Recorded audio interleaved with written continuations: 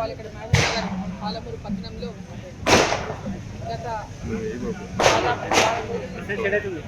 వాళ్ళకి ఇళ్ల స్థలాలు కానీ ఇండ్లు కానీ ఇప్పటిదాకా ఈ ప్రభుత్వం ఎలక్షన్లో పొందిన హామీ నెరవేర్చలేదని, గత ప్రభుత్వం కూడా బీఆర్ఎస్ ప్రభుత్వం కూడా జర్నలిస్టులకి డబుల్ బెడ్రూమ్ ఇల్లు ఇస్తామని చెప్పి ఆనాడు డబుల్ బెడ్రూమ్ ఇళ్ళ మాట చెప్పి, అంతకుముందు నేను ఇక్కడ జిల్లాలో మంత్రిగా పనిచేసినప్పుడు ఆనాడు మంత్రిగా ఉమ్మడి ఆంధ్రప్రదేశ్లో మంత్రిగా పనిచేసినప్పుడు జిల్లాలో ఉన్నటువంటి జర్నలిస్టులకు అందరికీ కూడా, జిల్లా హెడ్ క్వార్టర్ జర్నలిస్టులకు అందరికీ కూడా వాళ్ళకి ఇంటి స్థలాల కోసం స్థలాలు పంపిణీ చేయడం జరిగింది.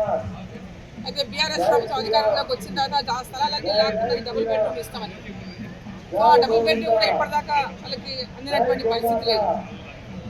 మరి ఈ ప్రభుత్వం అధికారంలోకి రాకముందు జర్నలిస్టులకు అందరికీ కూడా ఇళ్ల స్థలాలు ఇస్తాం, వాళ్ళకు అందరికీ ఇండ్లు ఇస్తామని చెప్పి అధికారంలోకి వచ్చినటువంటి కాంగ్రెస్ ప్రభుత్వం కూడా ఈనాడు కాంగ్రెస్ పార్టీ ప్రభుత్వంలోకి వచ్చిన తర్వాత వాళ్ళని పూర్తిగా నిర్లక్ష్యం చేసింది.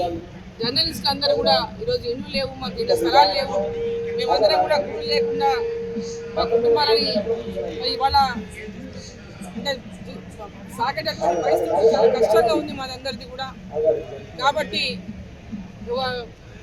జర్నలిస్ట్ కూడా మృతి చెందడం జరిగింది. ఎంతోమంది వయసు